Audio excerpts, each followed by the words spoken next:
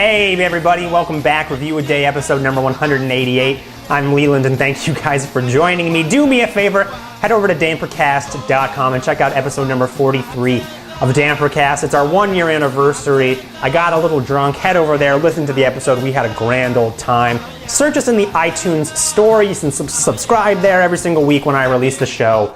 You'll get it right away. Guys, the movie review I'm doing for you today is Legion, and this is a new movie directed by Scott Stewart, a guy I'm not familiar with. His IMDb page leads me to believe that he's more of a visual effects behind the camera kind of guy. The screenplay, written by Peter Schenck and Scott Stewart. This is a story about a group of strangers kind of who are holed up in the middle of the desert in a small diner because of the apocalypse.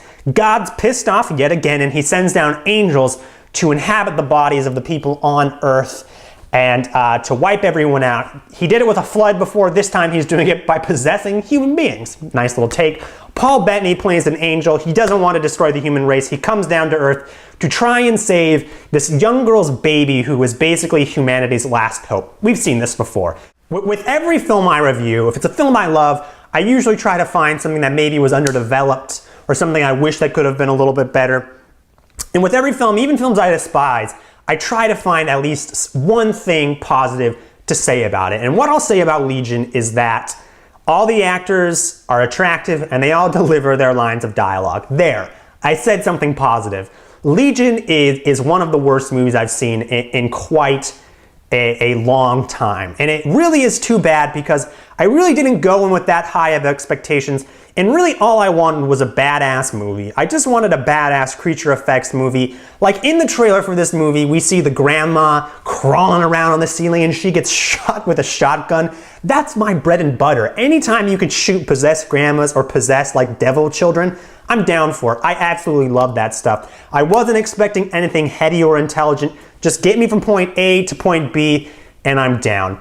Legion is really a really confounding mess. It has such a great premise. These people holed up in a diner in the middle of, buttfuck nowhere, and they couldn't have made this movie any more boring. The characters are across the board one note and one dimensional and really uninteresting.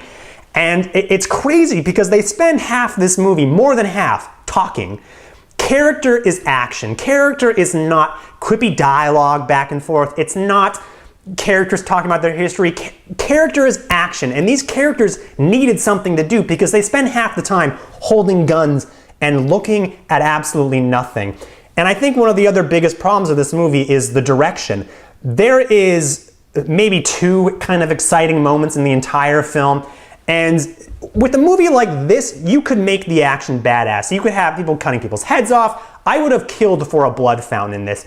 But it's played so generically and so boring, and there is nothing in this movie you haven't seen 1,000 times over and over and over again. And I think what is most frustrating about Legion, to me anyways, was the fact that there's no stakes. There's really no stakes. They try to establish stakes in the beginning, but it reminded me of The Happening. The moment in The Happening where everything just stops for no reason and nothing is ever explained. There are parts in Legion where stuff just stops happening for no reason and it's never explained.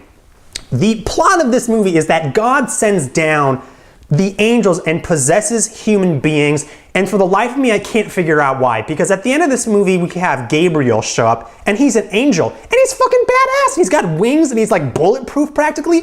Why isn't God sending all the angels down as fucking angels? It doesn't make any sense that he would put them in the bodies of these stupid fucking zombie human beings.